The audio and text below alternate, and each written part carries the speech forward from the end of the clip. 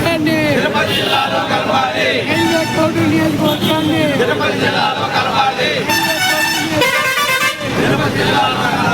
Railway Koduru నియోజకవర్గాన్ని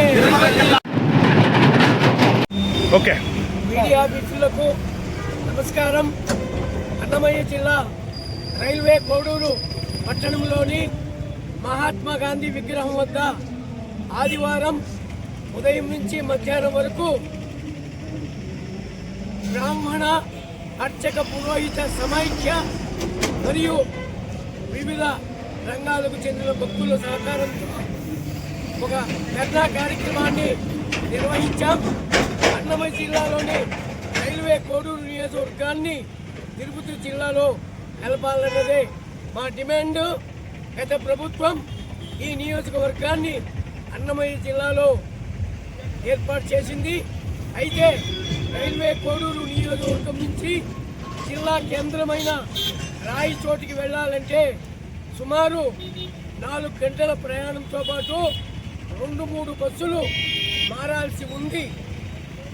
అందులో భాగంగా 92 కిలోమీటర్లు నియోజకవర్గ కేంద్రం ఉంది.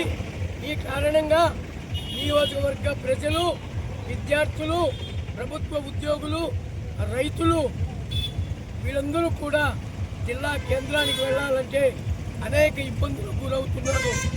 మరోవైపు నియోజకవర్గ కేంద్రంను రైల్వే కోడూరు నుంచి డైరెక్ట్గా రాయచోటికి బస్సు సౌకర్యం లేదు.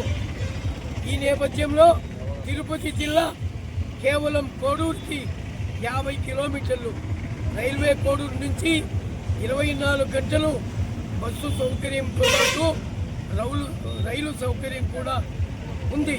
కాబట్టి మా డిమాండ్ ఒకటే, రాజకీయాలకు పార్టీలకు అతీతంగా రైల్వే కోడూరు నియోజకవర్గ ప్రజలు, ప్రభుత్వ ఉద్యోగులు, విద్యార్థులు, రైతుల యొక్క మనోభావాలను ఈ ప్రభుత్వం గుర్తించి ఈ నియోజకవర్గాన్ని తిరుపతి జిల్లాలో కలపాలని డిమాండ్ చేస్తున్నాం. రైల్వే కోడూరు నియోజకవర్గాన్ని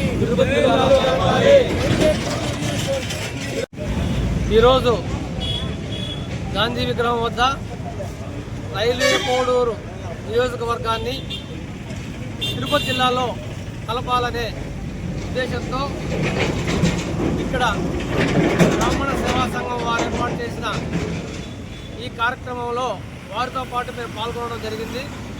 ఇదే కాకుండా ఇది ఈరోజే మొదలైంది. రాబోయే రోజుల్లో ఈ కార్యక్రమాలన్నీ ఇంకా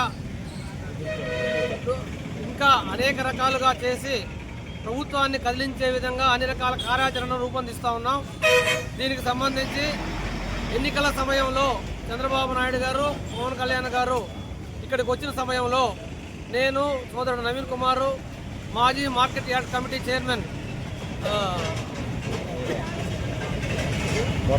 వర్మ గారు తదితరులందరూ కలిసి ఇక్కడ పోలీస్ స్టేషన్ వద్ద వాళ్లకు ప్లకార్డులు కూడా చూపించడం జరిగింది. అవి చూసి ఆ రోజే ఆయన స్టేజ్ మీదే చెప్పాడు, తప్పకుండా మీ యొక్క ఏదైతే మీరు చెప్తా ఉన్నారో దాన్ని మేము దృష్టిలో పెట్టుకొని ఈ సమయం వచ్చినప్పుడు తప్పకుండా దాన్ని మేము తిరుపతిలో కలిపేదానికి ప్రయత్నం చేస్తామని మాట ఇవ్వడం కూడా జరిగింది. 1.5 సంవత్సరం అయిపోయింది.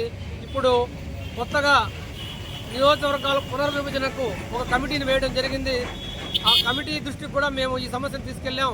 ఆ కమిటీలో ఒక సభ్యుడైనటువంటి నిమ్మల రామానాయుడు గారు కోడూరు పర్యటనకు వచ్చే సందర్భంగా వారిని ఆపి వారికి కూడా మా రైల్వే కోడూరు తిరుపతి జిల్లాలో కలపవలసిందిగా కోరుతూ రిప్రజెంటేషన్ ఇవ్వడం జరిగింది.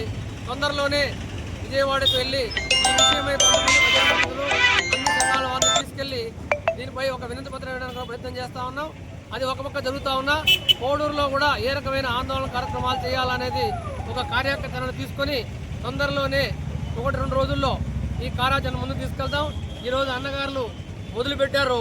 దీన్ని పూర్తయ్యేదాకా మేము నిద్రపోవని, అక్కడ తిరుపతిలో కోడూరును కలిపేంత వరకు అవిశ్రాంతంగా పోరాటం చేస్తామని తెలియజేస్తాం. రైల్వే కోడూరు నియోజకవర్గాన్ని తిరుపతిలో చేర్చాలి.